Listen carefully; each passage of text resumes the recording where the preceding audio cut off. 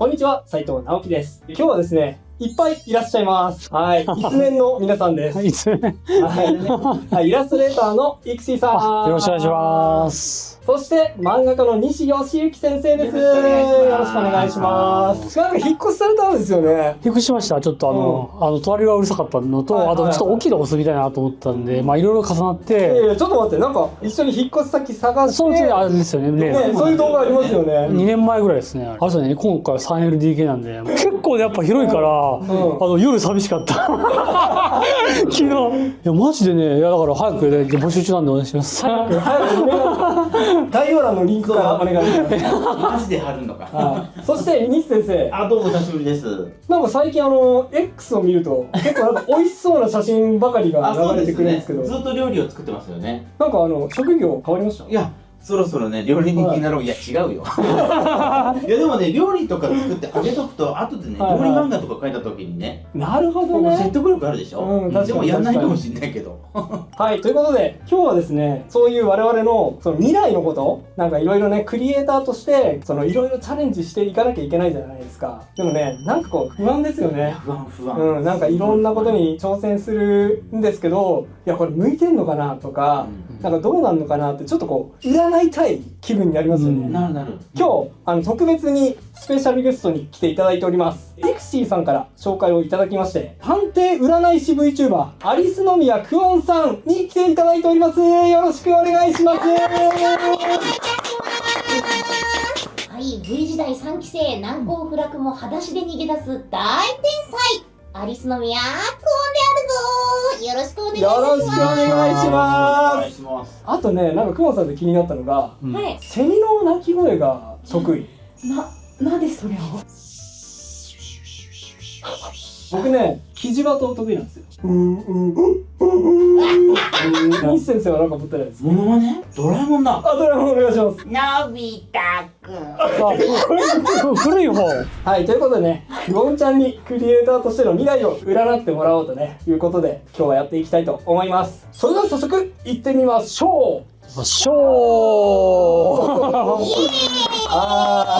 あ、それではですね、早速占っていただこうという流れなんですけれども、今日ですね、3つクオンちゃんから何を占っていただくのか決めてもらっております。1つ目は今の創作のエネルギーということで、こちらはですね、現在の我々のエネルギーがどういう状態なのかっていうのを見てもらおうということなんですね。そして、2番目がですね、世間が知らない本音っていうことで、これはですね、世間に出ていない我々の内なる声という、言ってない本音みたいなことです、ね。そして最後、こっちがね、メインテーマとなっております。実は持っている異能ということで、これはですね、最後に僕らがまだ知らないこういう能力が眠ってるんじゃないかっていうのを、全く今のとは違う。そう、それをね暴き出して結構いただこうと。今更感ないですか？でもまだ使える。まだ若い。ということでね、この3つの項目を順番にこう占っていただこうと思っております。クオン先生、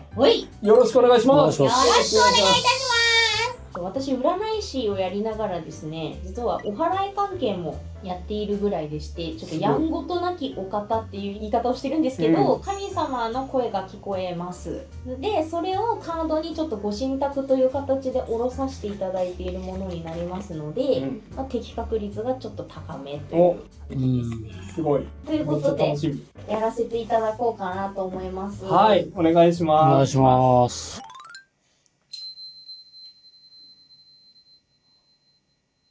皆さんにも行きますね。はい。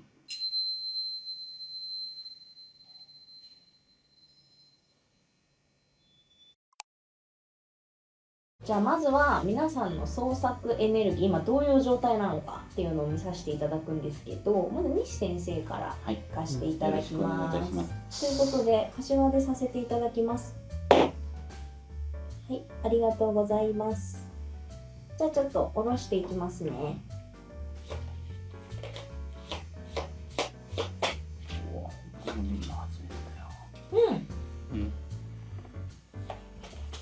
もうすごいいいじゃないですか。ありがとうございます。そうななんですね。今結構波に乗ってるのを体感してませんかね。結構近年まれに見るいいものが今かけてますね。へなんかちょっといろいろ迷ってたんですよ、この2作品ぐらい探ってたんで、今のが俺ぴったりだと思って書いてて、すごい楽しいです。ありがとうございます。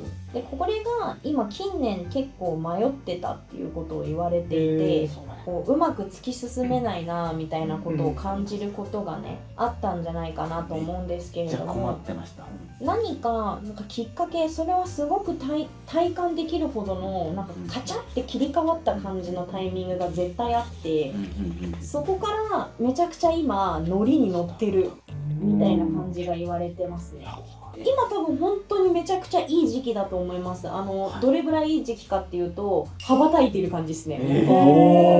やべーって感じですね。10年に1回ぐらいですよ。これからこう登っていくみたいな。いやだから僕ね、10年周期ぐらいであるのよね。あるんですね。じゃあ今は上がり調子ってことですね。そう、今なんかね、頭が冴えてるんですよ。フライアウェイですね今。フライアウェイ、ありがとうございます。じゃあこの調子。そうですね。ちょっと時期も見てきますね。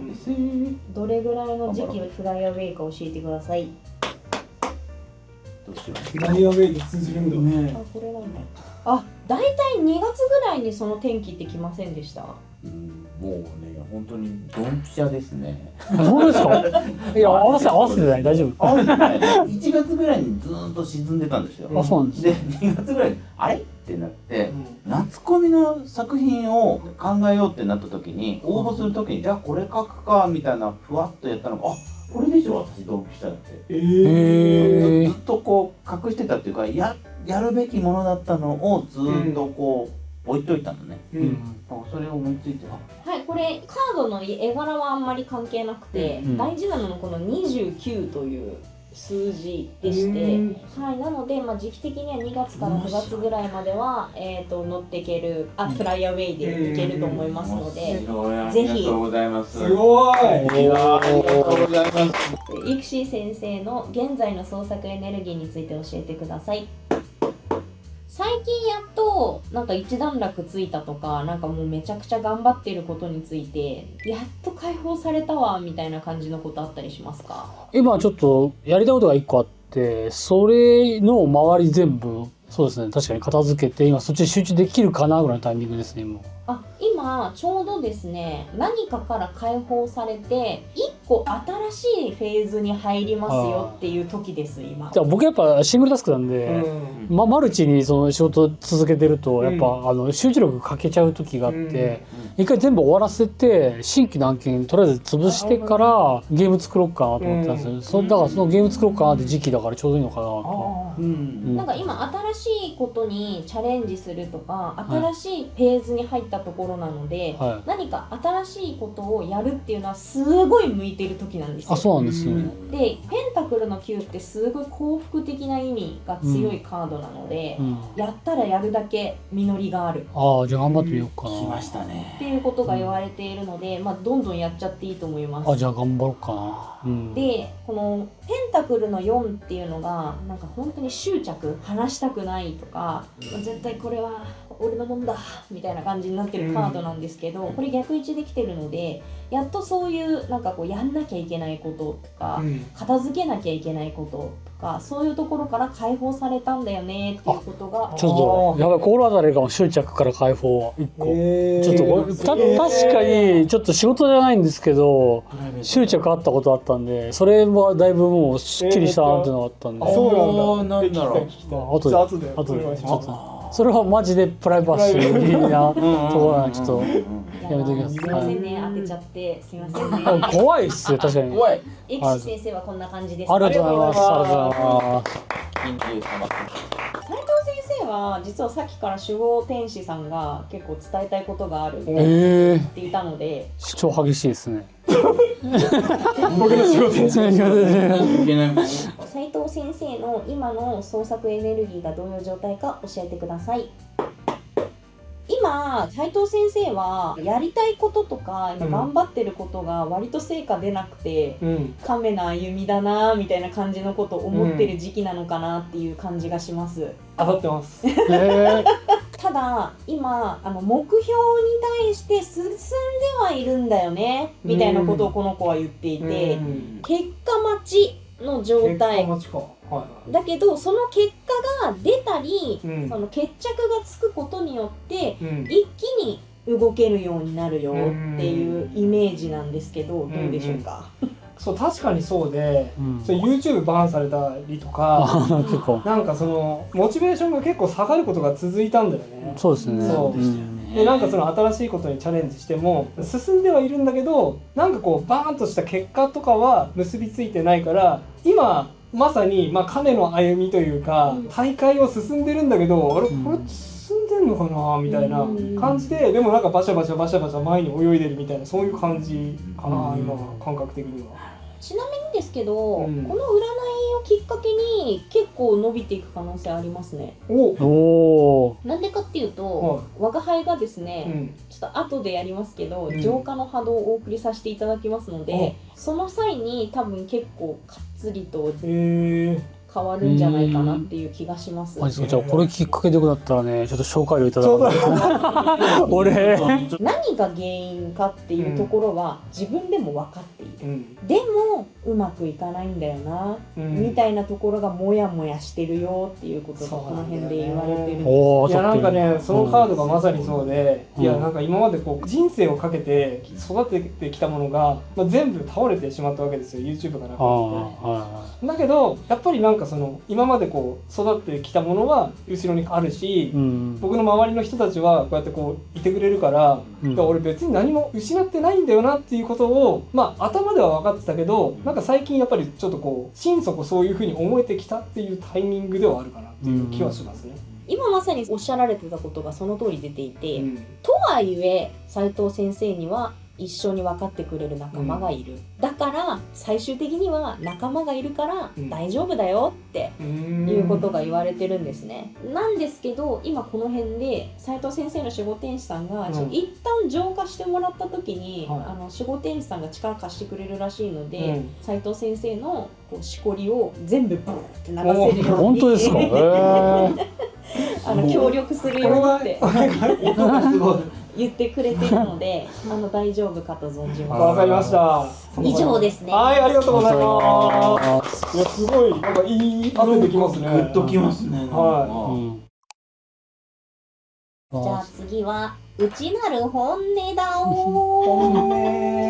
これなんで表現。潜在意識で思ってることをしてなんで笑ってんの？結論から言うと彼女欲しいって言ってますね。そうですね。潜在じゃないよね。潜在ですよね。言ったしね、さっきね。多分なんか潜在からもろに思ってる。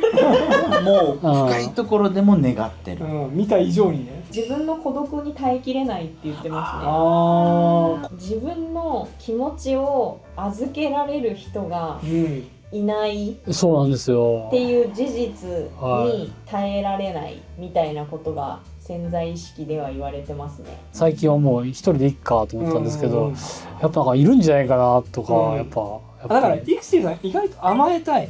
そうですよね。多分った頃からそんな感じがする。その甘えられる人がいないから、そうですね。どっちかっていうと甘えられるから。そうですね。でも女の子ってやっぱ甘えられる男を求めてることが多いから難しいですよね。イクシーさんに感じてたことの一つではありますね。寂しそうだなっていうのは。そうですか。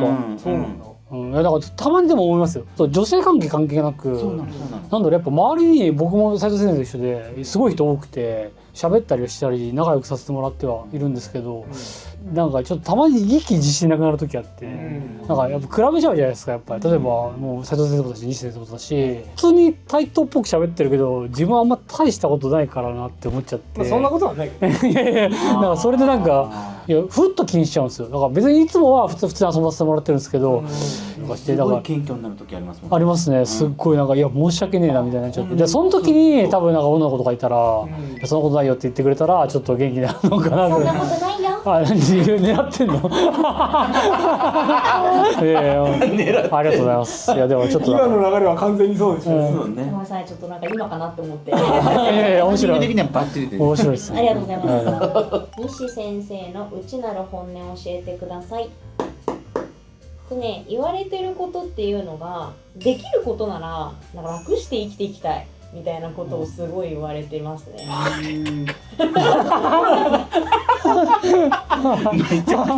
めちゃくちゃバレた。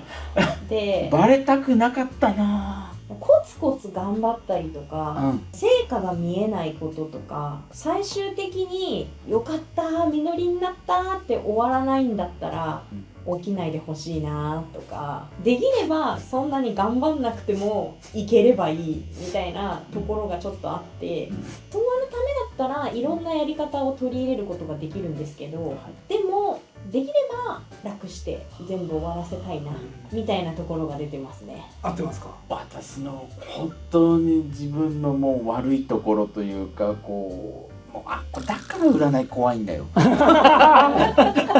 本音を引き出してくるから。いや本当そうなのよ。多分ね小学校ぐらいからね、どうやったら効率よく生きていけるかみたいなことを考えてて、いやマジでもう本当にズバリに私の本性ですこれ。そうなんだ。なのでマジでね、よくそれなのにあんな漫画家なんて面倒くさい職業やらいやでも僕の中ではあれが一番手っ取り早いんですよ。そうなんですね。もうね、もう一番バレたくないやつ。もう私が適当しようとしているところ。でも確かにバレてないかも。周りから。一生懸命っぽいでしょ。一生懸命っぽいけど、実はよしこれ効率いいな。怠惰。怠惰な面がある。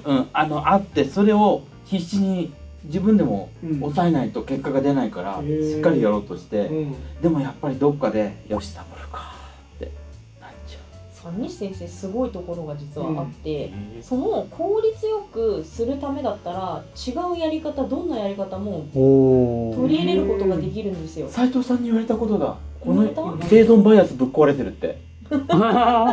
何でもやる人だって。確かに。あんまり僕って能力高くないって思ってるので、なんとか。そんなことないですよ。本当に。そうなんでしょう。そう思わないとやる気が出ないんですよ。だからこそ自分には力がないからいい道を探さないとなんかうまくいかないんじゃないかと思って何でもやんなきゃっていう、なんかもう本当もう参りました。もうまだ終わってないんだけど、まだあるけど。これ本当に悪いことじゃないので。そうです。ございます。それって普通の人はできない。そうですね。と思います。壁にぶち当たらずに一番効率よくいくことができるかをいっちゃん最初からイメージできるってことなので、それは一種の才能なんですよね。ありがとうございます。じゃあやっぱり悪いことじゃないんですね。つまんで効率よくやってつまみ食い人生。なんかすっげえ悪い感じ。いや全然いいことって言ってなかったのに、なんかいや美味しいもん買えばいいって。いい意味でつまみ食い人生。やったー。ありがとうございます。はい、という感じでございました。イクシー先生は隠れざる異能としてはスランプ感じない人間。それ異能なのかな。俺スランプは基本的に存在しないものだと思ってて、なんでかって言ったら病名じゃないからですね。スランプって多分政治的なものもあると思うんですけど、なんか調子いい人悪い日って別に普通に人としてあると思ってて、だから今日無理だなと思ったら寝たら大体治ってるんで、だからそれ波みたいな波だと思ってるから、だからもうスランプっていうのはちょっと言い訳よりかなと思ってるから使ってなかったって話を以上にしたことあるんですけど、イメージとしては隠れざる自分でも気づいてない才能に近くって、これってイクシー先生は多分そのスランプってものは存在しない、自分はスランプってものを体感しないっていうことが実際にできちゃう人。じゃあ僕は自分で言い聞かせたつもりだったけど最初からなかったってことで。最初からイクシー先生自体にはスランプってものは存在しない、それがもう普通の人は持っていないので、イクシー先生にとっての異能なんですよ。じゃあかなりそれは嬉しいですね。これがあるとイクシー先生は何ができるのっていうところなんですけど、ずっと一定でいることができるんです。例えばズドーンって落ちるとか、逆を言えばズドーンと上がるっていうところではなくて、常にイクシー先生っていう波動で入れるんですよね。常にずっと一定、悪いとかいいとかじゃなくてやることみたいな感じの一定でいることができる。一番強い人じゃんそれ。うん。あ、そうなのかな。あ、でも確かになんか仕事とかで、うん例えばなんか結構有名なイラストレーターさんとか漫画家さんって、はいはいこの作品でバーンって伸びたみたいなのがあると思うんですけど、うん自分なかったから、うんあ、確かになんかなんとなく一定で確かにそのままブイーンってやってる気がしますね、確かに。確かにブイーンって感じだよね。うん確かに。ブイーンってブイーンって感じ。ブイーンって感じする。ブイーンだこの人。グイとかはないい。やいや、擬音で。これが復活のカード、上の人からなんかチャンスとかきっかけとか来てるんだけど全く気づいてないよっていうカードうんなんですけど、ずっと一定にしてるから上からのご加護とかもなんかちゃんとそれを踏まえた上で一定でいることができるよっていうことが言われているんですね。なのでスランプを感じない、そして一定で常にいることができる、うんこれが異能です。いいのなんですね。ありがとうございます。超人じゃない。いや、全然そういうのないと思いますけど。グリーン人間です。グリーングリーンありがとうございます。ありがとうございます。ありがとうございます。あんまり嬉しくないと思う。斉藤先生のうん隠れざる異能っていうのはお引っ越しが上手です。お引っ越し。引っ越し。その物理的にお引っ越しが上手ってことじゃなああ、運んだりとかじゃなくて。くて、何事もうん。こうさっぱり次に行くことができる人なんですよ。はいそれある。それありますね。ここに思い入れを残していくとか、うん。いや今映っちゃったらあれかなとか、うん悩むとかじゃなくて、あ、うんもうここに必要がないなって思ったら、うんサバッってああ。それある次に行ける人なんそですよ。れあります。確かに会社辞めたりとか、絵切り替えたりとか、うんそういう切り替えめっちゃうまいですもんね。めちゃめちゃスパーッとやめますね。急に YouTube 辞めたりとか、うん辞めてないけど、やめてないやめてない。それは止められただけ。始めた時はね。始めた時はそう。でこれ何がすごいかっていうと、うん斉藤先生ってタイミング間違えないんですよ。おースパって行かなきゃいけないなって思った時っていうのが、うんもう直感的に今だっていうのが分かるんですよ。わかるんですよ。そうなの。い能力ですううんん。それは普通の人は持ってないんです。確かにね。確かに聞いたことそのタイミングが分かるっていうことはイコール周りに問題が起きないんですね。ああ。確かにそういうトラブル起きたことないですね。それは直感的に今っていうのが分かるからなんですよ。うん。でそれをすることによって立つ鳥後を濁さずができる人なんですよ。すごい。自分で自覚したことないけど、それはでもなんか周りから比べたら得意だなと思ってた。なんか周りなんでそんなにこうしがみついてるんだろうって思うことは結構あって、いや後ろじゃあこうやってってなんかパーッとやめて違うところに行くっていうのは結構やってましたね。これは YouTube とかうん。それこそイラスト関係とかでもとても役に立つ技能というかでして、これを持ってるからこそ斉藤先生は今があるんだと思います。うん。そう思います。すっげえ。いいですね。なんか気持ちいいですね。こうやってこう。うんスパッと言い当てられる。でも結構日本人が欲しがる能力だと思う。そうなんですよ。だってすごい難しいクリエイターは特に難しいです。やっぱ村社会的なの残ってて、そうちょっと仲良くなったグループからさっと抜けるのってやっぱリスクありますもんリスクあるって思っちゃうんだけどないと思ってるんで、うんそれはすごい強いな。でこれをできることによって自分自体はコツコツコツコツ他のことを実りにしていってるんですね。うん。でも周りはそれに対して何か思ったりとか、先生さんみたいなやつっていうのも起きないし、嫉妬みたいな、そうそう憎悪みたいな。なんかもうあくまで斉藤先生は斉藤先生だからねで済む。うん。確かに僕結構なんかインディペンデントというか独立してなんか結構やるので、うん。あんまりこういい意味でも悪い意味でも人をそんなに巻き込んでないっていうのはあるかもしれない。なるほどなるほっていうところでもう本当にそれを生かすことができるので、うんこれからも自分の直感に素直に生きた方がいいですね。わかりました別を言えば例えば迷ってる人に対して、うん今は行かない方がいいかもねとか、あ、なるほどね、助言的なね。今じゃない行くならあうん。確かに。そういうことも直感的に言うことができるので、まあ、人を救うことができますなよね。るほどね。ど。いや斉藤さんのコラムとか有料コラム僕入ってるんだけど、うん結構そういうきっかけを探す力みたいなのをうん伝授されてる気がします。うーんなんかすごいなんかあ、そうだわってなる時あるんですよ。そうか、それを言ってるんですね、僕はね。多分それまとめるとっていうか、なんかいろいろね、深い下の方にはそういうのがあるのかもしれない。もっとこういうことやっといた方がいいよとか、俺はこう考えた方がいいですよ。いやオンラインサロン行けそうっすね。いやでもいやほのめかしてますね。パンボックスの500円ですね。おすすめです。ありがとうございます。ということでオンラインサロンおすすめだそうで大丈夫ですよ。はい、ということでいかがだったでしょうか。いや、なんか結構ね、深いところまで、ディープなところまでこう占いっていうか、なんかこう裸にされたような感じでしたけれども、人生相談みたいな感じ。もうね、一番恐れてたことが起きました。もう本当にね、ぐさーっていう感じ。何が一番響いたの？いやもうなんかもう決して日頃自分では言語化しないところを完全に言語化されました。丸裸です。丸裸。もうイエーイマジでパンツ脱ぎました。パンツまで脱いで。いやでもね、すごい大事なことなんですよ。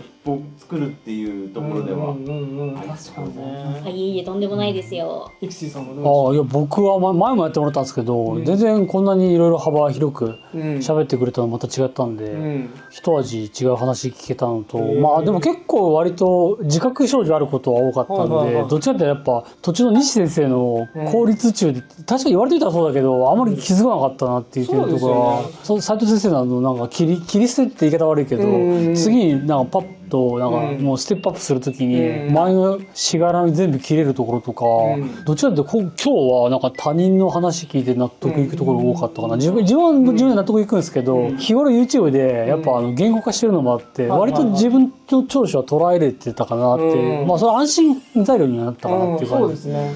だから僕も結構日頃その自分のことを話してるから、割と深掘ってこう話してるから完璧にこうあさっての方から殴られたみたいなことはなかったんだけど、自分の強みってこうなんだなっていうことが結構改めて自覚できたので、なんかすごいいい機会だったなと。ありがとうございます。はい、ということで、今日はありがとうございました。ありがとうございます。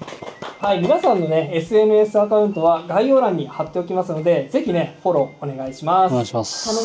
頼むよ。頼むよ。そして今日スペシャルゲストとしてお越しいただいたアリスノミヤクオンさんの、YouTube、概要欄に貼っておきますので、クオンさんのね YouTube でもコラボ動画上がる予定ですので、そちらもぜひチェックしてください。よろしくね。よろしくお願いします。じゃあ最後にですね、我々に波動を送っていただくということなので、それをね波動を感じながら終了したいと思います。はい。これは浄化の波動と言いまして、アーカイブでもいつ見てもどんな時でも聞きます。なので、ちょっと体調良くないなとか、ちょっと気持ちが沈んでるなとか、そういう時とかに使っていただけたらなと思います。これなんか視聴者の皆さんにも聞くっていうことなんですよね。そう、見てる人全員聞きます。だそうですので、どんどん再生してください。ちょっとじゃあ怪しげなことします。はい。今回浄化をさせていただくってことで、我が輩が刺激してる子を使いますので、お名前は出せないんですけれども、今回来てくれる子は大きい龍神様です。では行きます。ちょっと柏でしますね。洗いたまえ、清めたまえ。